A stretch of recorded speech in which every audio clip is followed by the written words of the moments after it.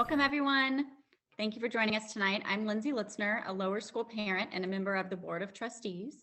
We're grateful you have joined us this evening. We are recording tonight's presentation in its entirety for those unable to make it. You'll be able to view this presentation on the TIS website and on our YouTube channel. More information regarding that will follow. After the presentation, a survey link will be available. Please respond, as your feedback will help us with future sessions. Now, please join me in welcoming Chris English, head of school, as he gives his presentation, Who We Are.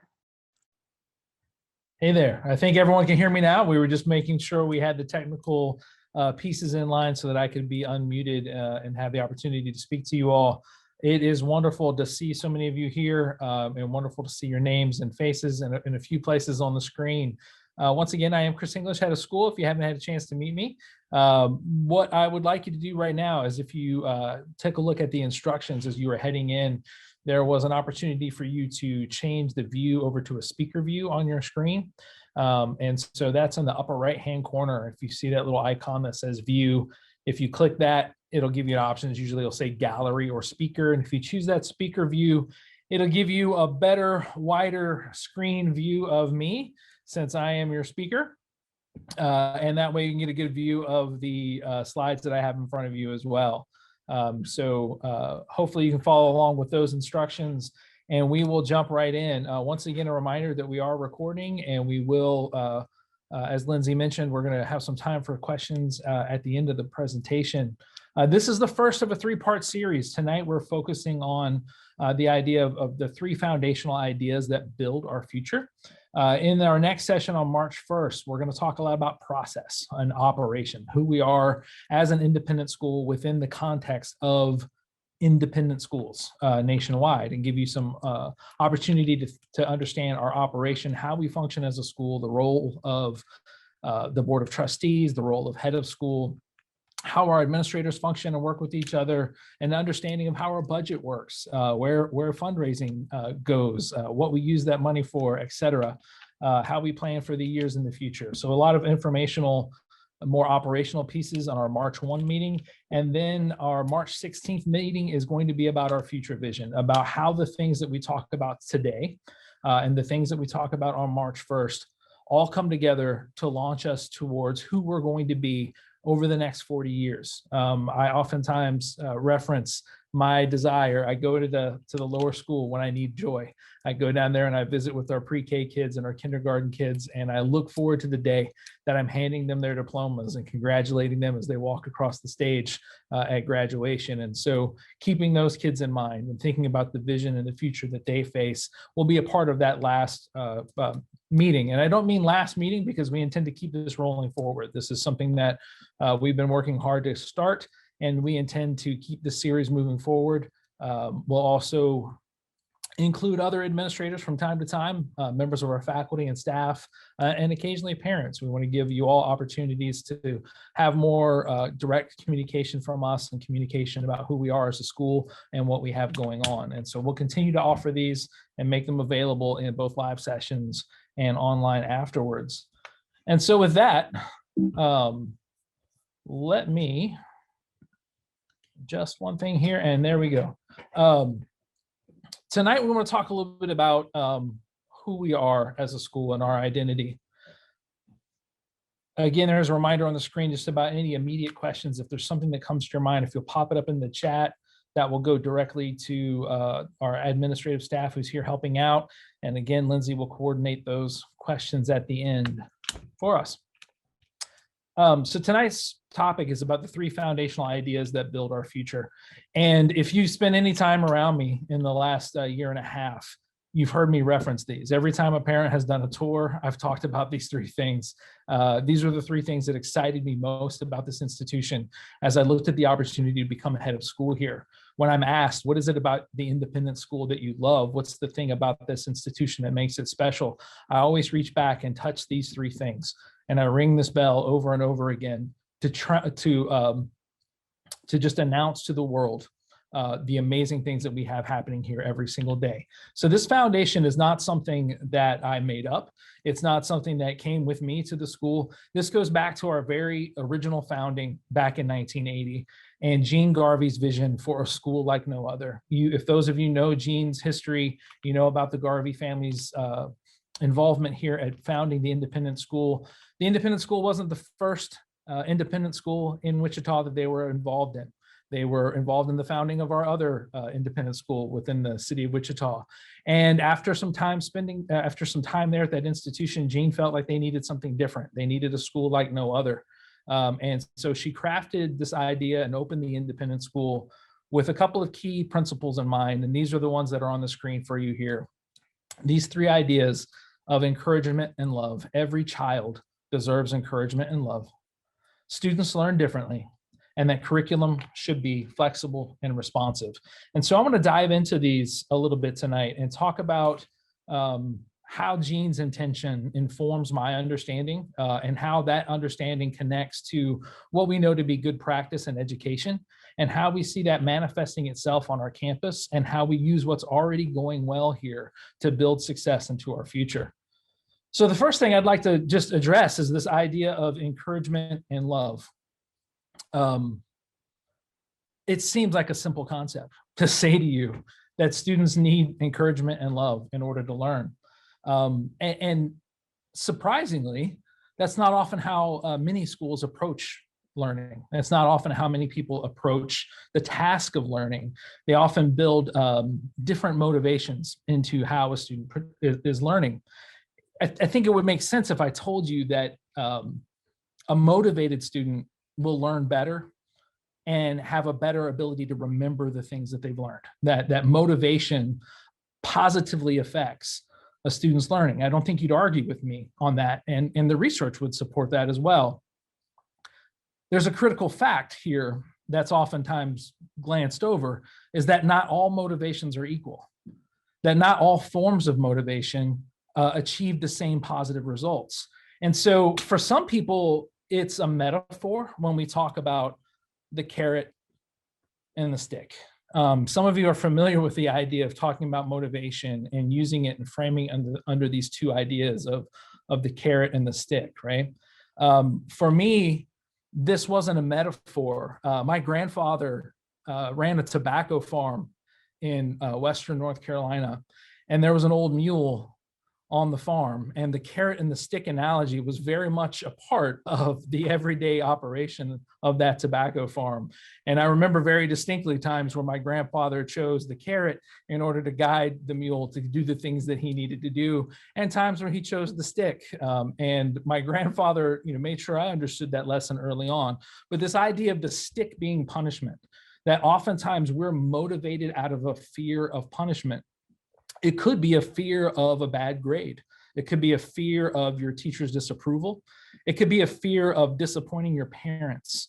It could be a fear of not achieving something. And so that fear, that stick, this punishment, is often used as a motivating tool in a lot of environments. Sometimes people's work or professional life is influenced by that particular fear. The idea of the carrot then is the reward. This idea that in order for me to be engaged in something, and in order for me to be motivated to do it, I have to believe that there is a reward for me at the end, that some prize that I'm going to get, whether it be the adulation and the admiration of my parents who are so proud of me for what I've done, or to see the satisfaction that my teacher had, or maybe it's an extra $4.50 an hour, or maybe it's a promotion, or maybe it's a brand new car. Whatever that reward is, we often think about this carrot as the thing that motivates people.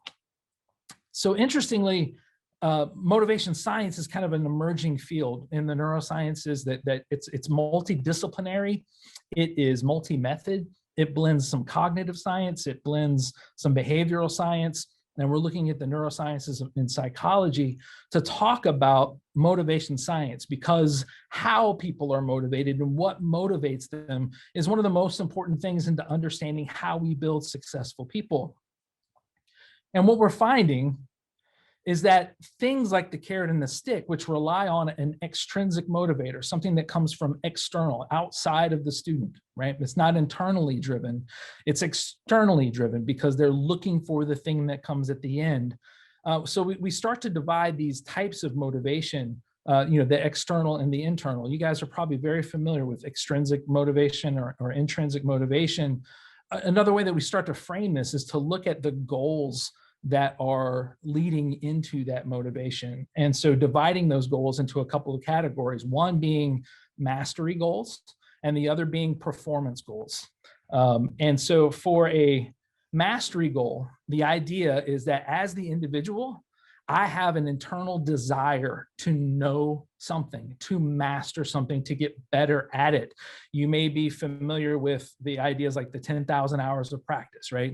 In order to become an expert at something, you spend 10,000, Malcolm Gladwell, right? You spend 10,000 hours doing it in order to get good at it because you're driven by a goal of mastery. You want to understand and comprehend and achieve something, right? Versus a performance goal. And performance goals break down to being really about how you compare to someone else. I want to do this to be better than my coworkers. I want to learn this thing because it will give me a competitive advantage and make me a better candidate on my job application. I want to do this thing because it makes me a better candidate in a college application, or I want to do this thing better than my classmate so that I get the higher grade, or I want to do this better than my teammate so that I am the one that gets to start in the game. So the interesting thing in studies about these types of motivations, if you look at mastery goals, the ones that are about understanding and comprehending, and you compare them to these performance goals, what you'll find is that performance goals have a tendency to provide a boost in the short term. Meaning if I am motivated as a student to learn something because I want to beat my neighbor, I want a better score, or I'm worried about how my score will compare to others, I receive a very short-term boost in my ability to hold something in my short-term memory. Key words there: short-term boost, short-term memory. The effect does not last. 2 weeks later, when comparing those who are using a mastery goal versus those who are using a performance goal, that temporary boost is gone, and there's a dramatic drop in performance for those who were motivated to learn under a performance goal versus a mastery goal.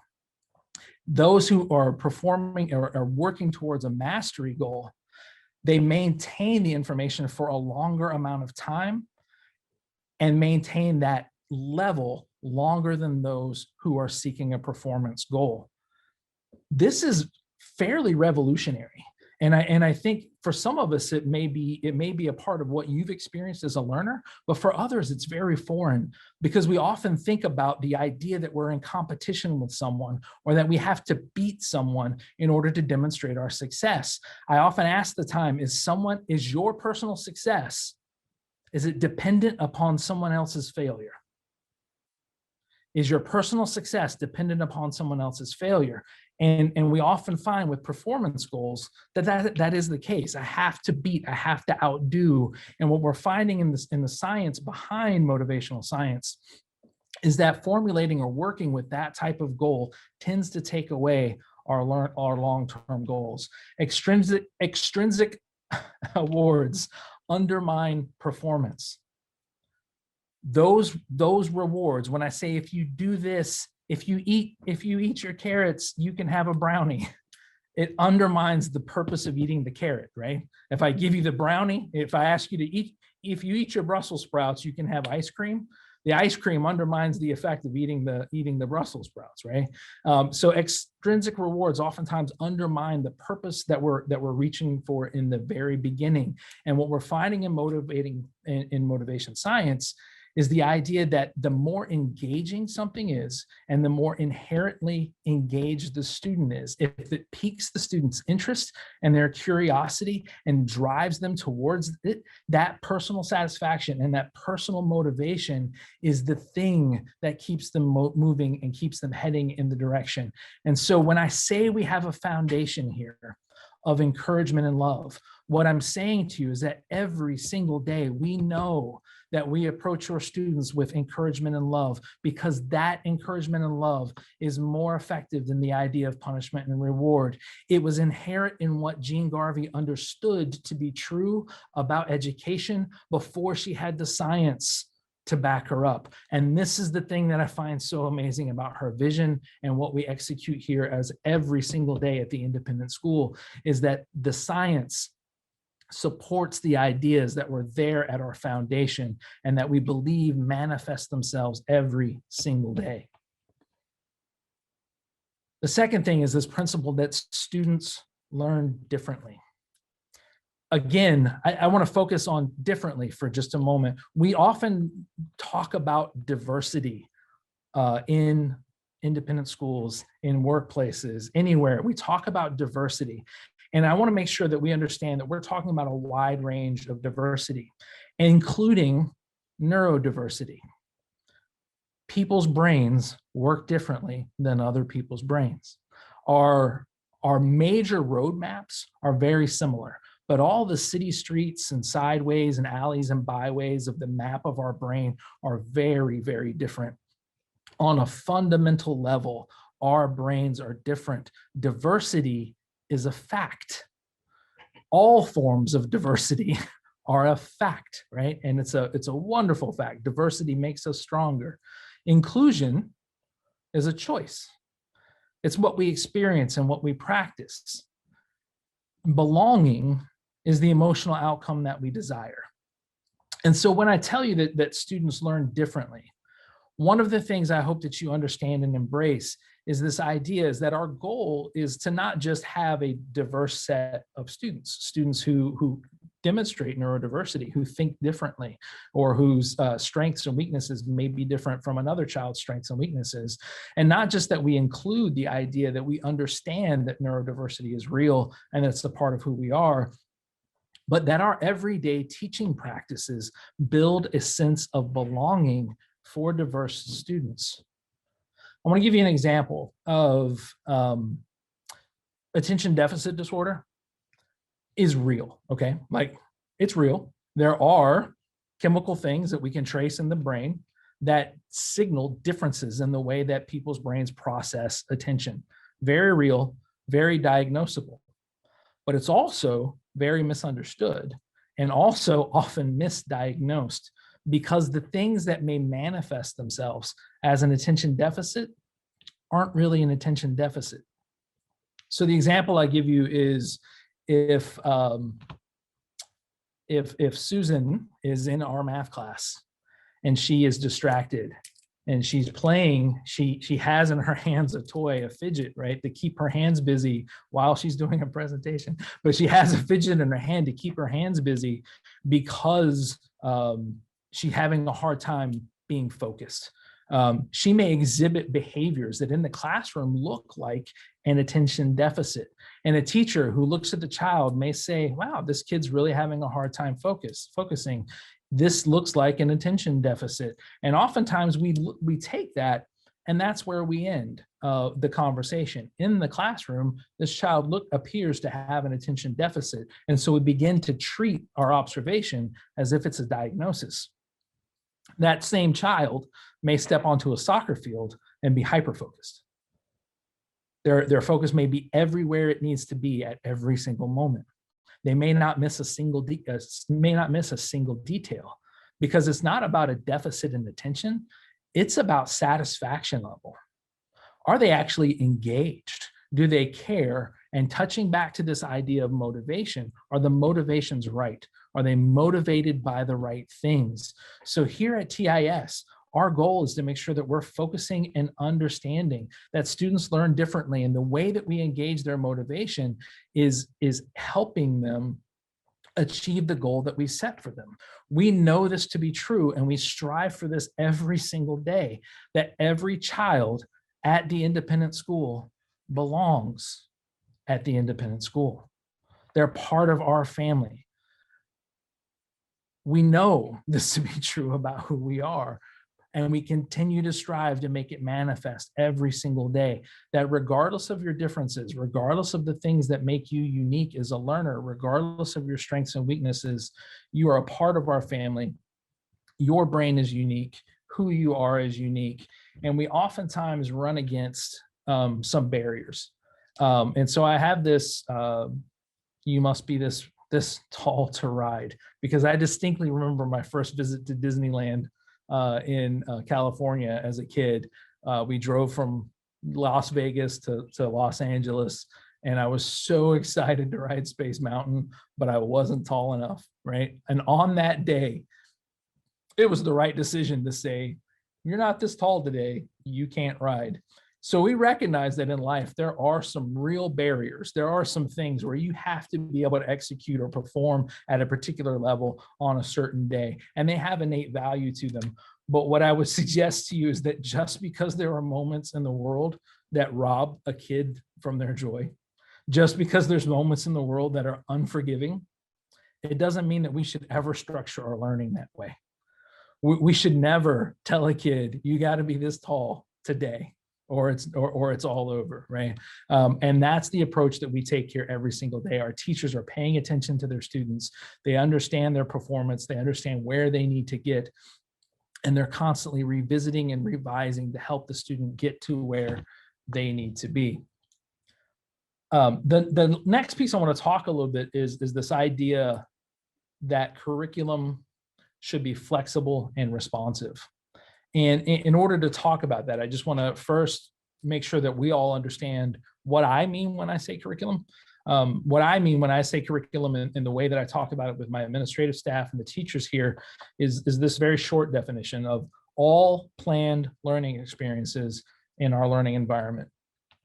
All the planned learning experiences in our learning environment. This means the way that we engage with texts, the way that we engage with people, the way that we engage with resources from the internet, the way that we engage with each other, all those things that we plan. And if the last 9 months or so has taught us anything, it's probably that our plans are useless, but we have to keep planning, right? Our plans change, right? As circumstances change. And so this idea that Jean had and this understanding that she had that our curriculum should be flexible and responsive is a direct, I think, statement towards this very thing that I hold to be true, that our curriculum needs to be a living thing. One of the hardest things for me is the word rigor.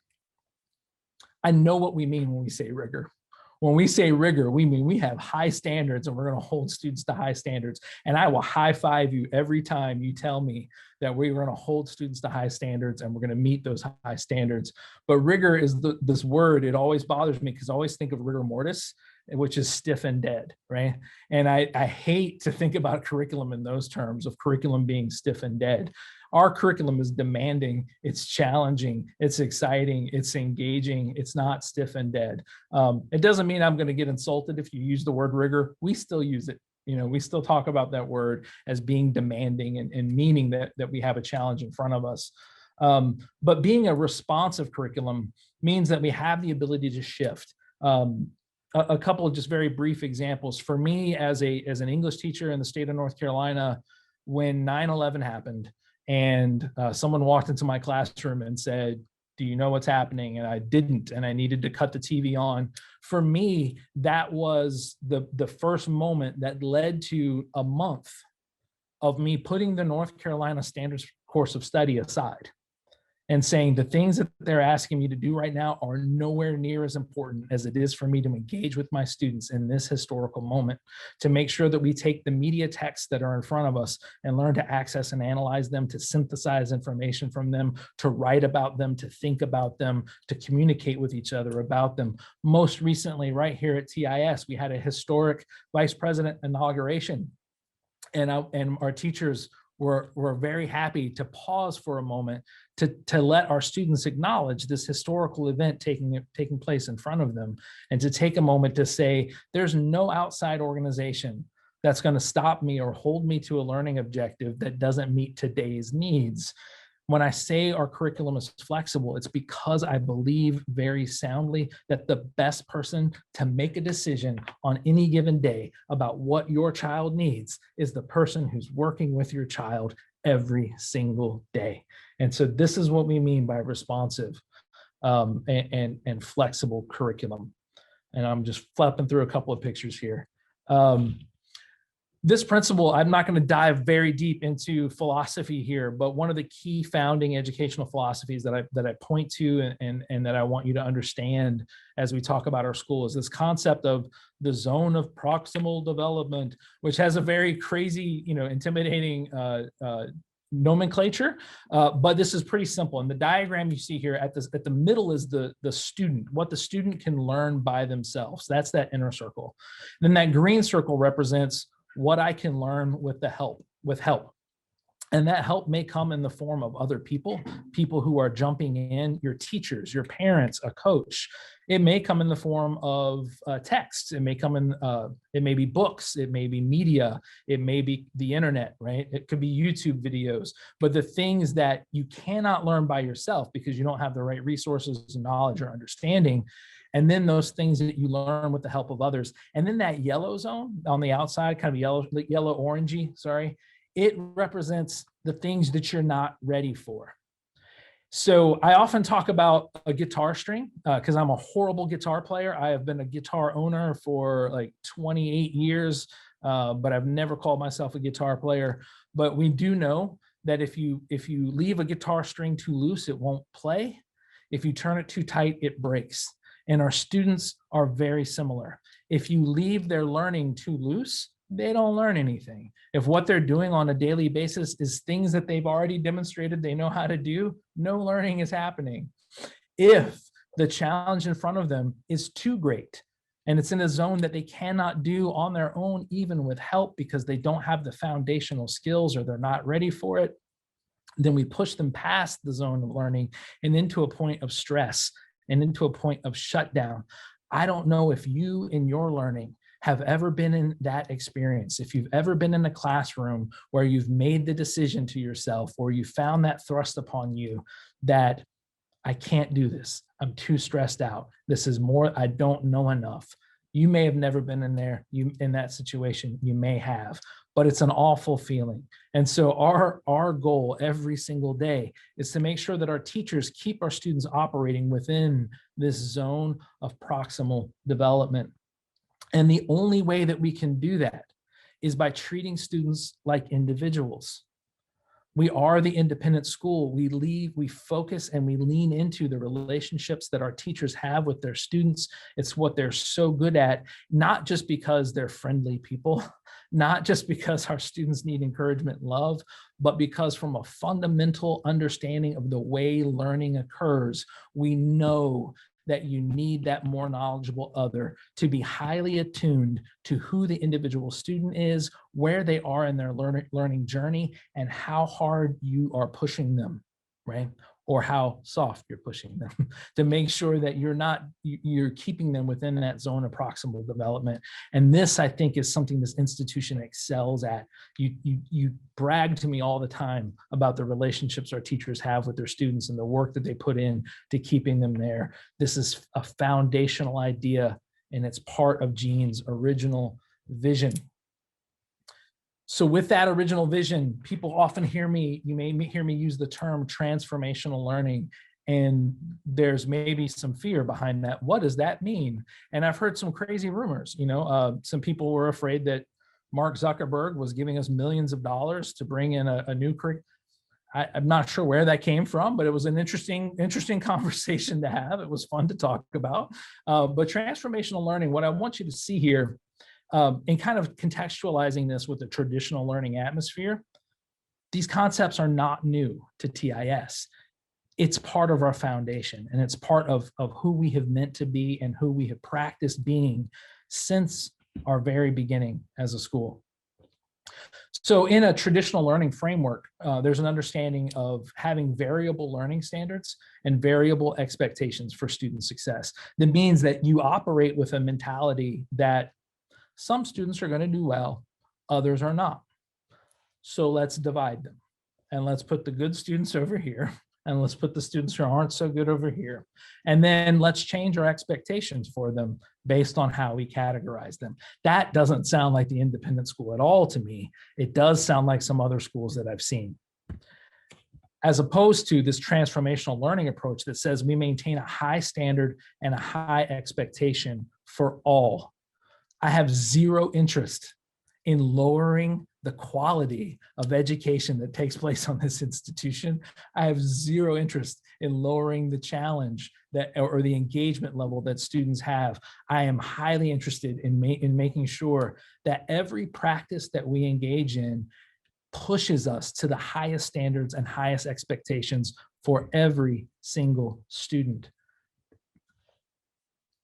In a traditional learning environment, progress or student progress, how a student moves forward, is determined by seat time.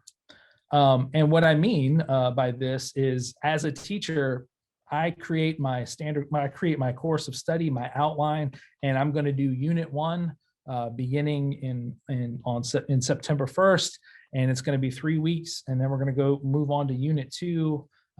Have 3 weeks through the beginning of September, and we progress through the units of learning and through the units of studying based on a calendar that I provided and based on the amount of time that we spent on something.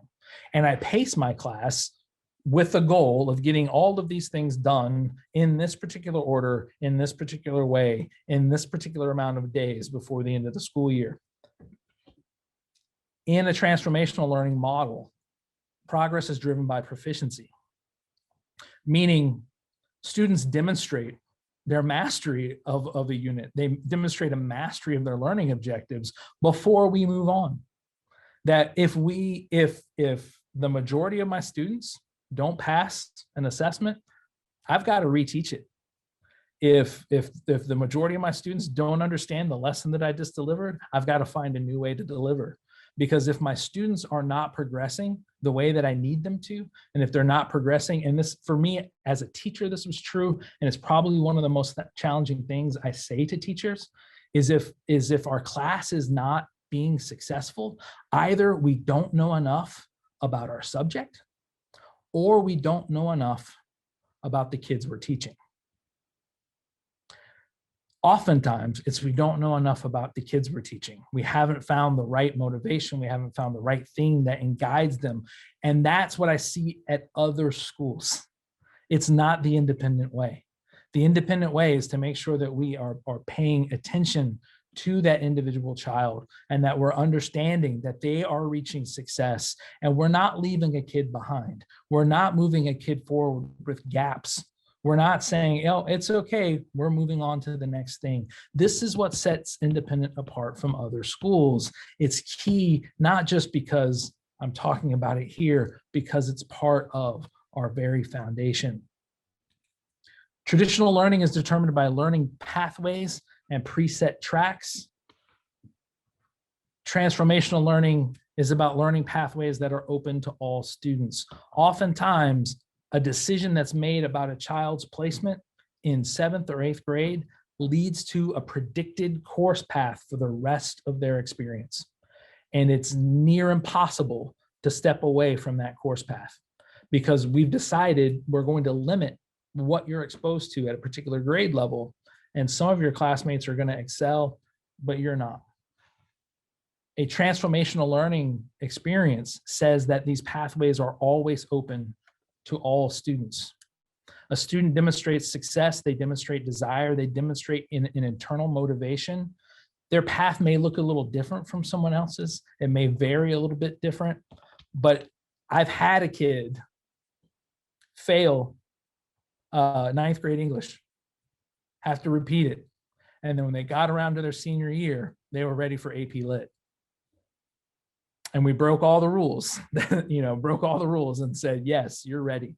You're motivated, you've put in the work, and we're not going to hold you guilty for a mistake you made as a 9th grader. Here at Independent, we believe in choice for our students. We believe in voice for our students. And we want to make sure that every single student is progressing at a pathway that helps them best achieve success. We want to help them push themselves beyond what they think is possible, to push themselves beyond what maybe even their parents think is possible, to optimize their learning and to go as far as they can. In a traditional learning environment, the learning culture is based on authority. You do it because the teacher tells you to do so. Everything I just talked about motivation earlier should tell you why that's wrong, right? Do this just because your teacher says do it. I've got to do the homework because my teacher says do it, versus in a transformational learning culture where learning is based on relationships. I can't emphasize enough how much that is a part of who the independent school is. Our learning culture is based on the dynamic relationships between students and teachers and between students and students, our entire faculty, and this idea that we are together as a family. Before we head into questions and discussions, there's a lot that I've thrown at you in a very short amount of time. And I'm welcome to hear questions about this, and Lindsay will help deliver those to me. But if I were to take everything that I just said and condense it down into just a few bites, here's the thing I hope you know.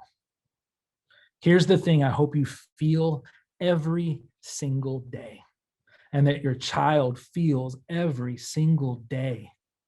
My child is encouraged and loved. My child is respected as an individual, and my child is challenged to excel and surpass expectations. Those three things, it's just a rephrasing of what we started with: encouragement and love, students learn differently, and that we're flexible and responsive. My child is loved and encouraged. My child is respected as an individual, and my child is challenged to excel and surpass expectations. When your friends ask you, why do you send your kid to the independent school? Why not the public school? Why not the other school down the street? I hope that those three things are at the core of your answer. My child is loved and encouraged. My child is respected as an individual, and my child is challenged to excel and surpass expectations. Now we're going to move into questions. We're going to take a moment to unmute Lindsay, and we will move on from there. Thank you all very much. Okay. Hey, everyone. Thank you for your presentation, Chris. That was awesome. I'm trying to gather my thoughts and think of some questions myself. I'm sure that I have some as well. But if you all have any, let me know, and we can get those over to Mr. English and hopefully answer any questions or concerns you may have. Well, Chris, I'll just start. My main talking point, I was a first grade teacher for a few years before I had Lenny Kate and my daughter, who's 10, for those of you who don't know me. But I was blown away when we went and toured Independent for her to start kindergarten. And I always said that I feel like what's so amazing at Independent that I have never seen before, was always like my dream of what it could be, but it just never was. And somehow it is at Independent, was that the way that everyone, educators, administrators, everyone who's there thinks about learning and teaches the kids to think about their learning in ways that inherently takes the competition out of it, which is, I think, what you are just describing. The children understand that they learn differently, that just because they learn differently or they think differently, that's an asset to them. And if their friend is on, A reading book and they're on C reading book, that doesn't necessarily matter, because they understand the why behind that. And it's incredible for me to see that. So I'm thankful that you were able to describe that in better words than I can. But I just want to say thank you for sharing that and giving us sort of a platform to understand the science and the reasoning behind all of that. Thank you so much, Lindsay. I appreciate that. We are keeping an eye on chat and just looking to see what kind of questions may come through here.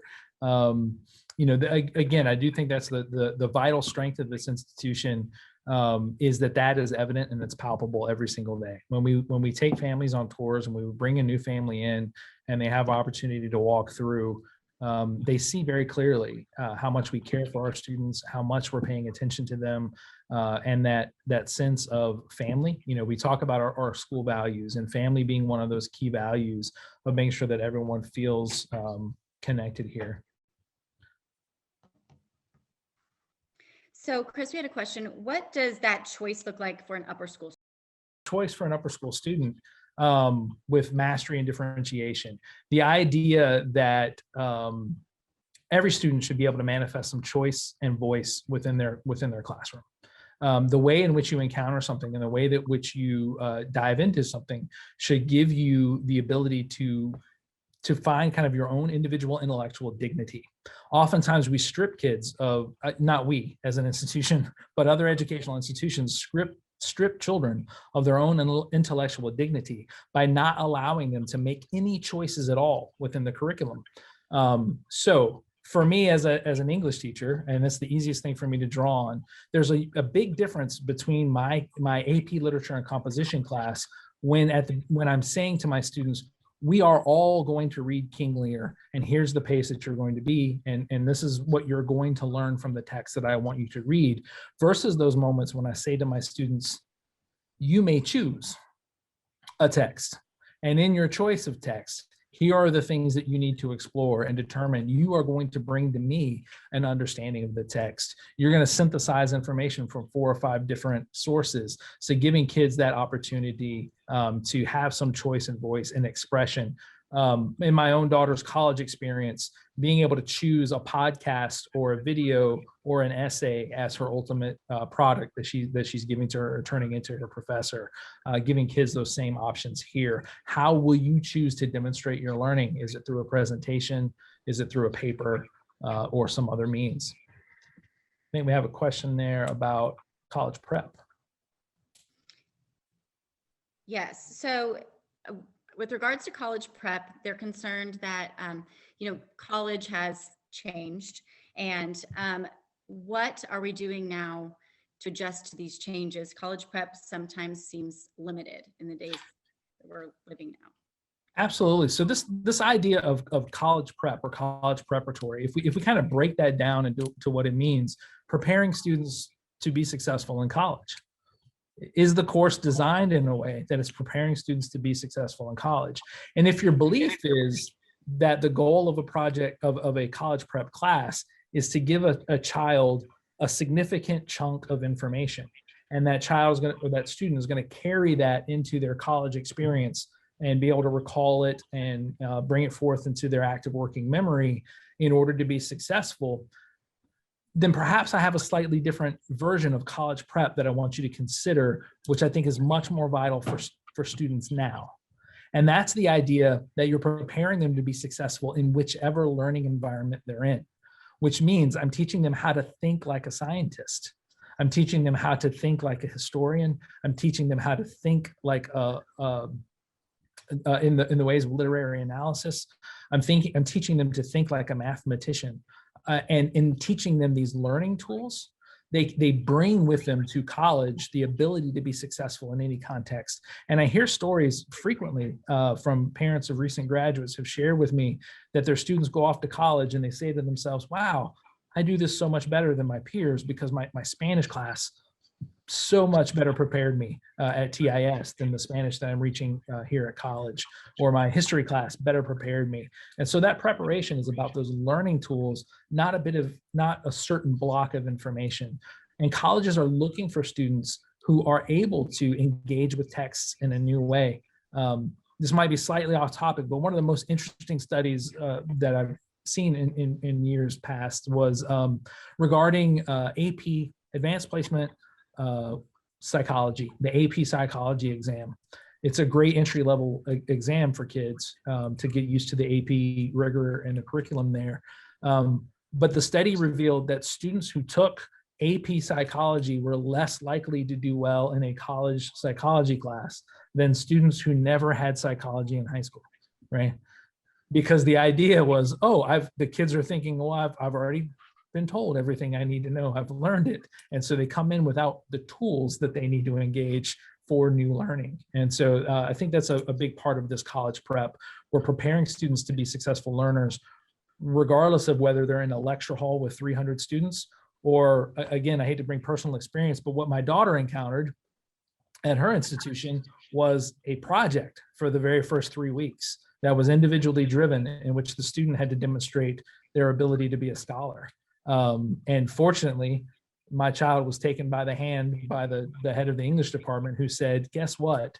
Based on this particular performance, this project that you did for us, you're not going to have to be in any lower class English classes. You're heading straight into the majors only junior and senior courses. So, these kind of things I think is what we are preparing our students for, to be successful regardless of the environment. Chris, we have another question. Thank you for that. We have another question, switching to lower school.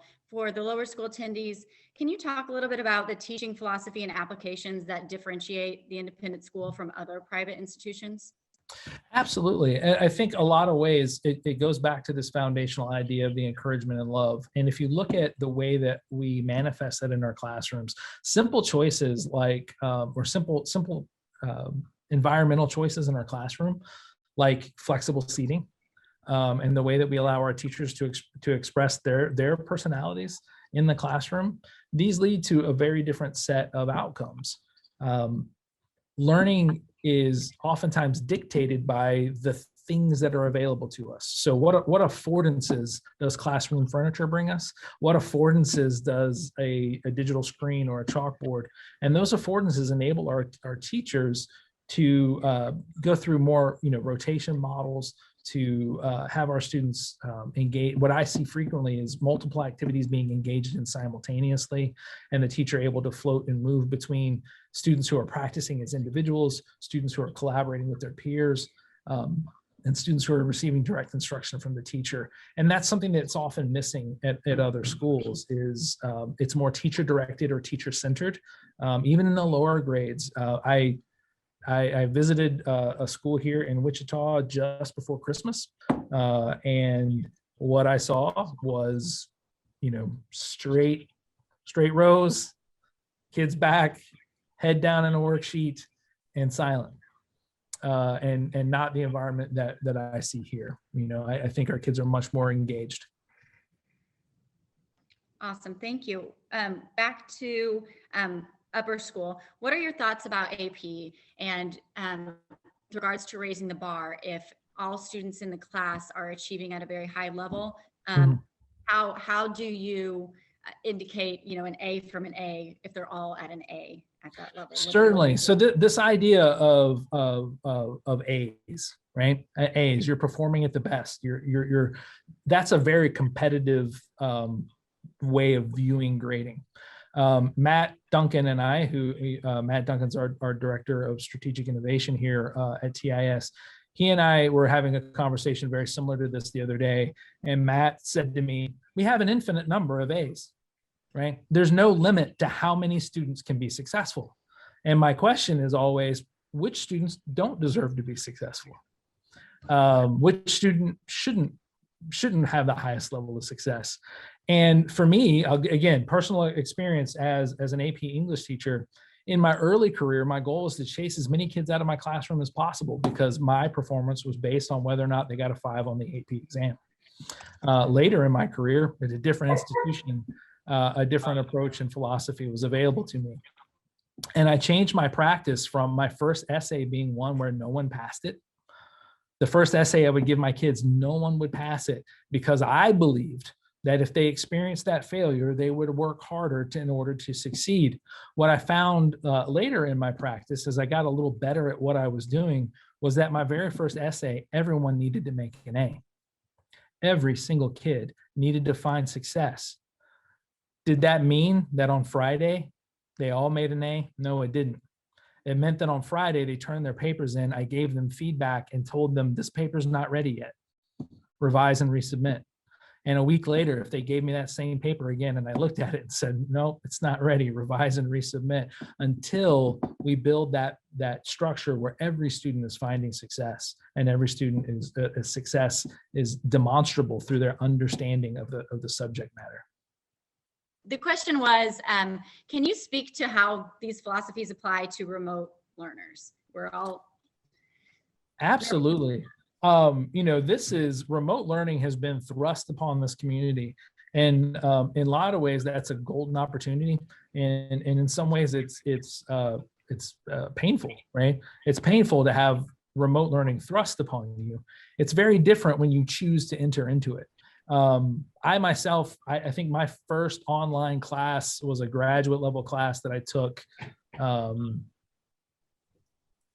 years ago, right? I think in 1998, maybe 97, somewhere along in there. And I've seen remote learning done well. I've also seen it done very poorly. And so these teaching philosophies, they play into remote learning as well. Student voice and choice is extremely necessary and important. That sense of belonging is extremely important for students who are in a remote context, for them to understand very clearly the expectations that are in front of them and to have some choice into how they engage in it. So again, yeah, I think with remote learners, there's the additional complexities. The difficult part is that relationship piece. And there are educators who are masterfully good at connecting to students remotely. I'll give you a very salient example. Matt Hanna is our music teacher here at TIS, and he teaches AP psychology for us. We partner with a group called Constellation Learning that works with independent schools all across the nation to help them provide additional courses, more, not to replace things that you're already doing, but to provide more opportunities for students. So, it doesn't always make sense to have a teacher have 2 students in a class or 1 student in a class. And the Constellation Learning allows schools to collaborate together. So Matt Hanna took on a class for Constellation Learning this year and did an amazing job. I have to be very transparent with you. The New York Association of Independent Schools as a group is a part of this. And so all the big name New York schools were a little skeptical to think that somebody from Wichita was going to teach their kids. And we got amazing feedback because Mr. Hanna knocks it out of the park every single day, not just here on our campus, but what he does online. I think I promoted back in Christmas his music series, just to give you an idea of what he does online. So speaking of knocking it out of the park, we have very students who are very excited about learning and really are excited about being challenged. How do you handle students who are concerned that maybe they're not being challenged enough? So this is not to sound snarky or not to sound like I'm putting it off, but if you're an excellent student and you're passionate and you're engaged, yet you're still waiting for someone else to provide the challenge for you, I don't think you understand how learning takes place. And that's the challenge I would put forward to that kid is, how do you enter into this in a way that allows you to pursue your passions beyond what someone else is handing you? How do you make this real, and how do you engage yourself at a deeper level? Just because, again, I hate to talk about personal experience, but I know those classes that I excelled in were oftentimes had very little to do with what the teacher was asking me to do.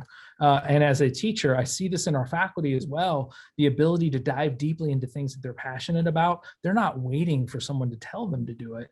And so our goal is to help students move from what we refer to as pedagogy, the idea of teaching children, to maybe andragogy, like the adult learners, being adult learners who take ownership of their own learning and push that challenge. I've had a kid, I won't, not another story. We'll go on to another question. Well, and so with regards to the independent school model and the way that we are moving into teaching and learning, how does that model better benefit those children who are maybe wanting to be challenged more, but aren't sure how to get that challenge, or maybe waiting for a challenge from a teacher? How does that affect that? Right. So part of this is being very visible about how learning occurs, and not oftentimes we kind of hide we hide from students the things that make learning work. We give them something like Cornell notes, but we don't explain to them the science behind why Cornell notes are effective. And so helping students and helping children understand and unmask the things, and adding more voice and choice into what they do is how we build this additional challenge into their curriculum. For a student to say, as happened to me, I'm not learning enough in this English class. That wasn't my class, it was someone else's. But they felt that they were not challenged in a particular class. And so we hooked them up with an internship. And in that internship, they worked on the school's alumni magazine, and they ended up writing about 78, 85, somewhere along in there percent. That's a really specific number. 85% of the text and the stories that went into the alumni publication that went out to and this was a school that had been around since 1875. So it had a huge alumni base. But that idea that acknowledging that you're not being challenged and taking ownership and helping, and that's our goal, is to teach students through the processes and the methodologies that we want to present to them, the way in which you enter and bring challenge to yourself. Thank you. I know we're going to be mindful of time, so just one last quick question. So you've talked about sort of our foundation, and can you give just a little bit of a snippet as to the vision that you have going forward for the school, lower school throughout? What, if you had to have? Absolutely. So our, not to punt, but on our March 16th, town hall meeting is going to be exclusively focused on that idea of our vision moving forward. But what I want to share with you just in the brief is the idea that this institution has an incredible foundation, and by maximizing the strengths that we already have, we improve our product. And there are times when it's not enough just to be 2% or 3% better than you were the year before. There are times when you change the way you're doing something in order to become better. And this faculty are excited and engaged about doing the best things for our kids. And so the future, the next 3 to 5 years, is focused on helping every single faculty member not just do these things because they're innate to them, not just because they're good teachers, but for them to have the institutional support that allows them to do these things, that allows them to collaborate with each other, that allows them to work together to make decisions about how our curriculums mesh. And we're going to grow this institution because we have a unique product, and we will be much better able to articulate that difference, because you will be able, every single one of you out there will be able to say, anytime somebody asks you, why is your kid at the independent school? You'll be able to say, it's because my child is loved and encouraged, because my child is respected as an individual, and because my child is challenged to excel and surpass every expectation. And so that's who we are. It's where we're headed in the 3 to 5 years, not because it's something new, but because it's something that speaks to the very core of who we are as a school. Thank you very much. Thank you everyone for coming. And we look forward to our next talk. Chris, what day is that again? March 1st and then March 16th. So mark your calendars and come with questions. And you, again, this was recorded. So if you were a new arrival after we've gotten started, you can watch it again on the TIS website or on our YouTube channel. I believe you will be getting a link to a survey that you can fill out that gives us feedback for next sessions and future sessions. As Mr. English mentioned, these hopefully will be, we'll have more of these sort of informational meetings in the future, maybe even in person one day. That's correct. We can't wait to get back to in person. There is a URL on my screen that will guide you towards, okay. And the URL is also in your chat now as well, which will take you to that survey, which will be very helpful for us. And then again, just a reminder, on March 1st, we'll be talking about process. And on the 16th, we'll be talking about our vision for the future. Again, thank you all so very much. We'll get this available on a couple of platforms for you so that you can watch it with your friends and neighbors. Who needs Netflix when you have TIS videos, right? Thank you so much.